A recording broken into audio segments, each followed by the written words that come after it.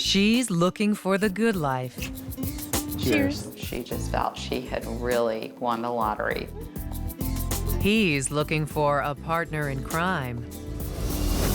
Honey, I can't do this without you. What he told Rebecca Howe is that, look, the banks are all corrupt. Nobody's getting hurt. There isn't any harm being done here. When the two join forces, they get everything they want. You could get up to $1 million a week. But will their lies and deception tear them apart? No! No!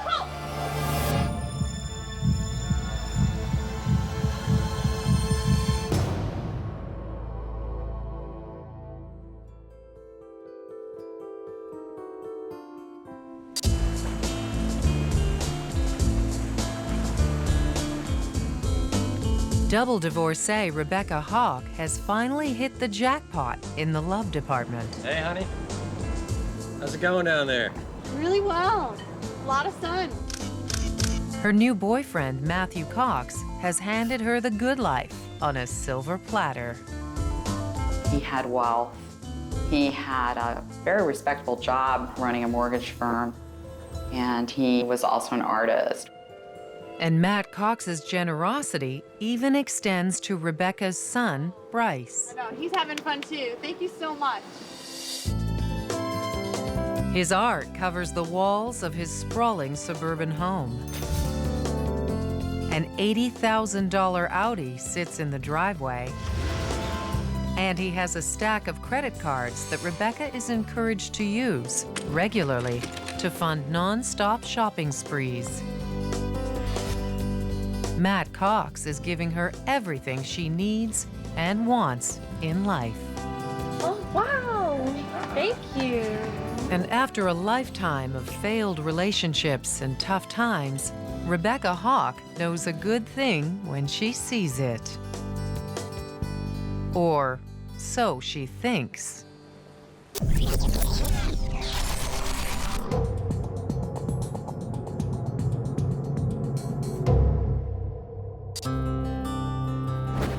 Rebecca spent the last several years struggling amid the glow of Sin City casinos.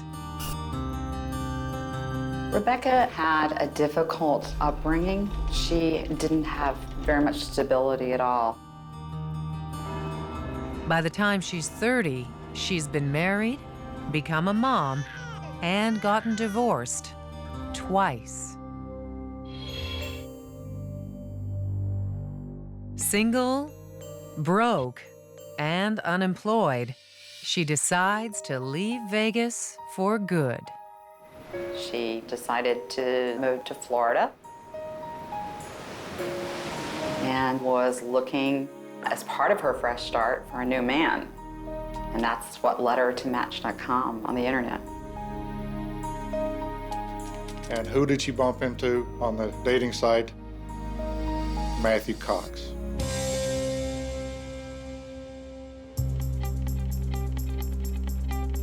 Rebecca and Matt's online relationship blossoms into real-life romance. What you doing? Working on the blue lady. Looks really good. It is a pretty blue. She just felt she had really won the lottery by meeting Matthew Cox. Because Matthew showered her with gifts and money, needed it, and he took care of her. Let's see what I can do with you. It sounds too good to be true. That's because it is. Hey, baby, I found my cell phone. You caught me. What are you doing? That's where I keep my stash, emergency money. Because Matt Cox isn't a successful mortgage broker. 35 grand's your emergency money. Turns out Matt's a fraud Although, as long as you're with me, baby, you'll always be in the money. who's making a killing by securing real estate loans using false identities.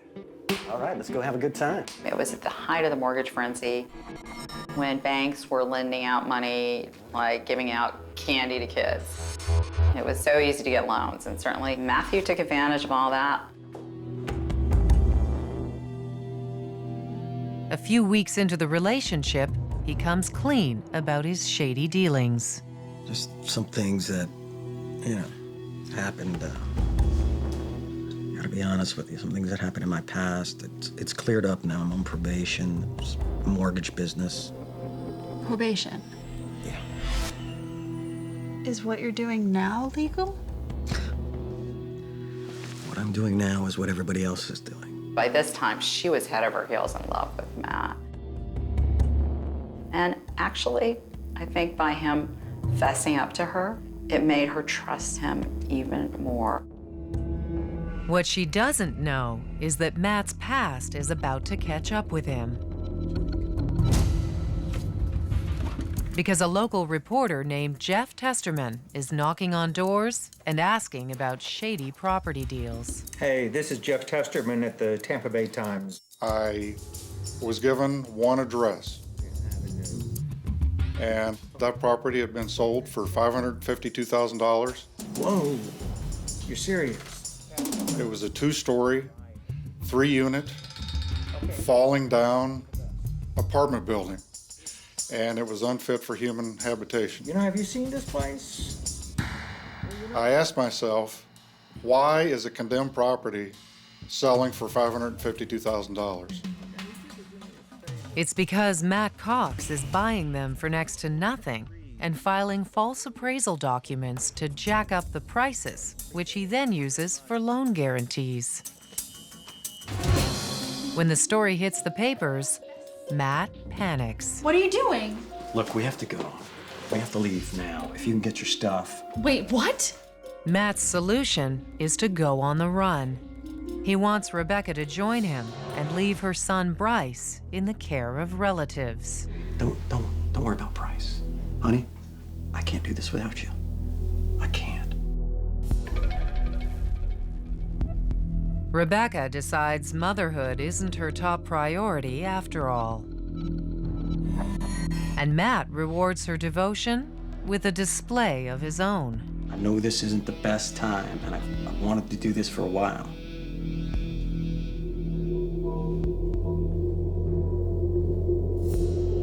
You marry me, hon? Yes.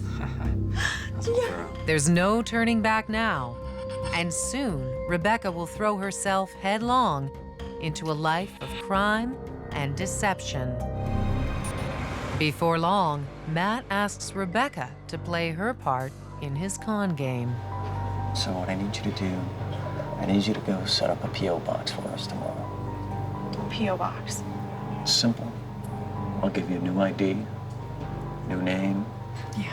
With an identity stolen from a duped landlord, the couple can obtain a legitimate P.O. box address for delivery of checks secured through illegitimate means. This is exactly what I want. She agrees to play her part, but how will she perform under pressure? Hi. Hi, how can I help you?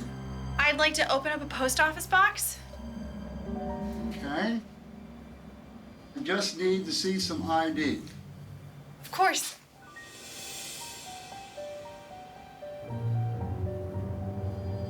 Thank you.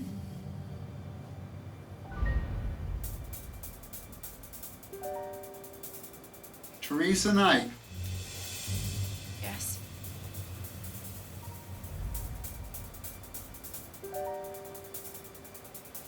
What a lovely name.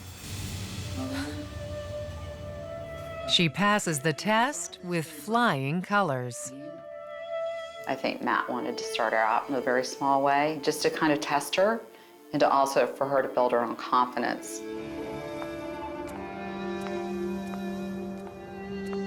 And with her newfound confidence, Rebecca's ready for the next big con.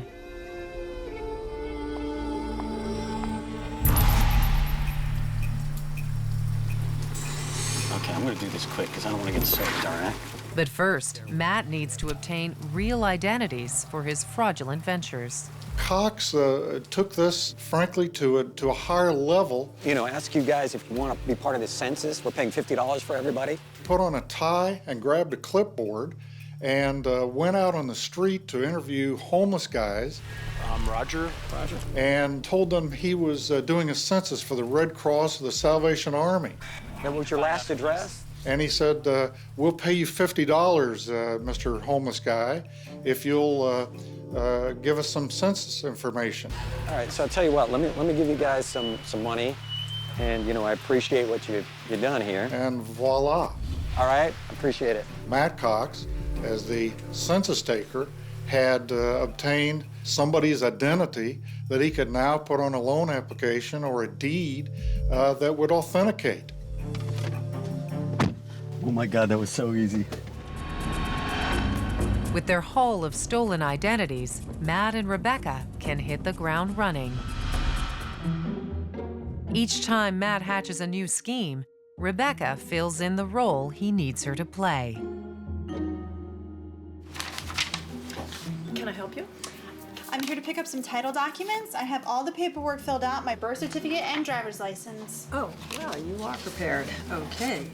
So you're Miss Knight? Yes, I am. Most of the time, he would create shell companies. And you're president of this company? Mm-hmm. And she was a principal of the shell company, and through that shell company, she would verify his employment. This would make it seem like Matt had a legitimate job and a big enough paycheck to qualify for huge loans. Thanks so much. You're welcome. In just 1 week, Matt and Rebecca, posing as several different people, are able to secure loans on multiple properties. The checks are mailed to the couple's P.O. box and cashed on delivery. You could get up to $1 million a week on a single property. And they spend it as fast as they can make it. A trip to Jamaica, brand new cars, and endless shopping sprees. When the money runs out, they go back to work, switching up their scams. I'd like to open up a post In their office latest scam, Rebecca Hawk and Matt Cox are using stolen identities to apply for a loan on a property that Matt supposedly owns. I think that's him. Yeah, I'm gonna meet him at the door. You got this, right? This time, however, the lender is not a big, faceless bank. John Holman lends his own hard-earned money to people who need it. I always wanted to see the properties that I was making loans on, so I made an appointment to go see the property. I appreciate it. Thank you. This is the house. Yeah, it looks very nice. I always like to take a look around before I do a final loan approval. And as we walked through the property, he introduced Rebecca and said, "This is the tenant." Savannah, Nice to meet you. John Holman. She was very normal. Go ahead, have a seat. Oh, thank you. She was simply a tenant in the house, supposedly. Savannah's been here for about, I don't know, 6, 7 months right now. Oh, fantastic. And I was thinking 115,000. I looked over the financials. It doesn't seem like there's any other liens on the property. John Holman buys Matt and Rebecca's act. I don't think there's any reason why we can't move forward at 115,000. Should we go ahead and sign the paperwork? Yeah, that sounds great. I loaned Matt Cox $115,000 on this property. That was so good, that was so good. It's an easy score for Matt and Rebecca. Thank you, so are you.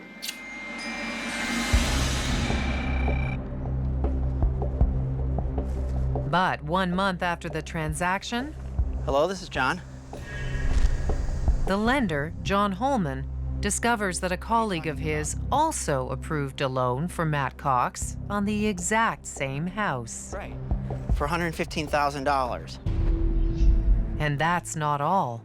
He actually got 3 loans for about the same amount on the same property within a 2-week period. Damn it. He immediately reports the fraud to the assistant U.S. attorney in Atlanta, Gail McKenzie. Hello, is this the DA? Yeah, my name is John Holman. She agrees to take on the case, but tracking down Matt and Rebecca won't be easy. They would use different names every time. They would use different addresses, different employers. Everything was unique to each scheme, so you couldn't trace it backwards. The only thing she has are Rebecca and Matt's real pictures, which they've used on dozens of fake IDs. And she hands them over to the Secret Service, who immediately puts the couple on their wanted list. It's not long before Matt, who has a habit of obsessively Googling himself, finds out. Oh no. They found us. What? We gotta go. You gotta start packing. Oh my God, how did this happen? You told me that this would never happen. You told me that we would be fine. How did they... Rebecca wants out. She expressed to him very clearly that she couldn't do this anymore. She couldn't live this kind of life. I didn't sign up for this, Matt. But Matt Cox won't let that happen. No! No! I don't want to do this anymore! No! You're hurting me! Stop! I'm not gonna get caught because of you. You understand that? I'm not going to jail because of you.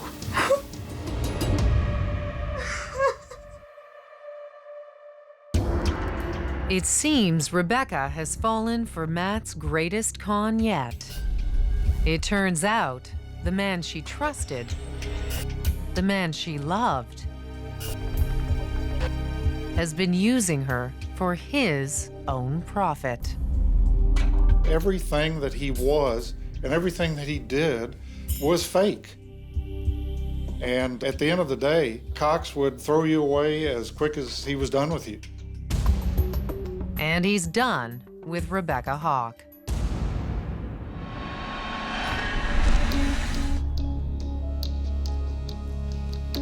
In no time at all, he's back online, looking for her replacement.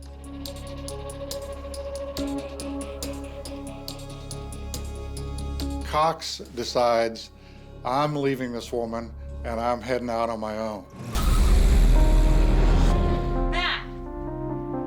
Matt!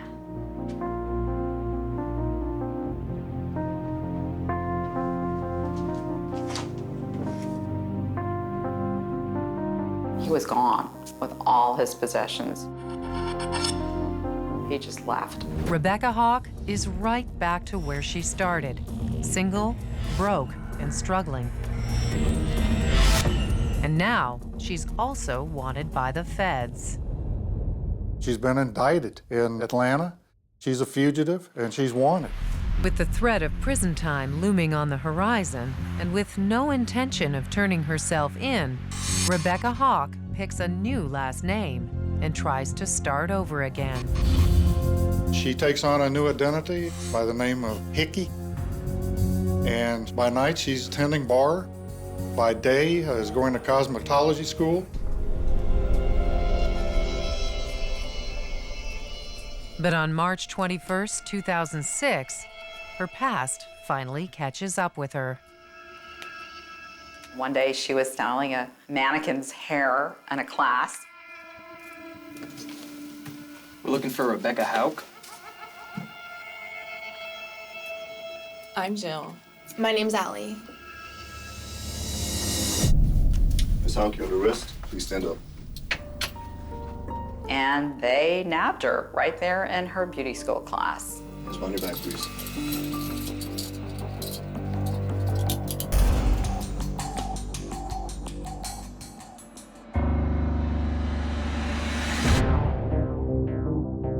She is jailed on multiple counts of conspiracy, fraud, money laundering, identity theft, and she's looking at 400 years behind bars.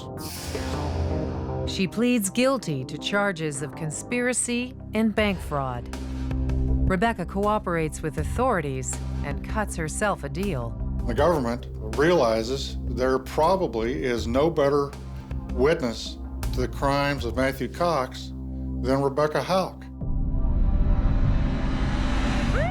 With Rebecca's help, Matt is caught 1 month later in Nashville, Tennessee. A judge sentences him to 26 years in federal prison. For her role, Rebecca is sentenced to over 3. He thought he would never be caught. He thought he would never spend his life in prison. For Rebecca Hawk, fast love has turned into hard time, and her bid for the good life has ended in ruin.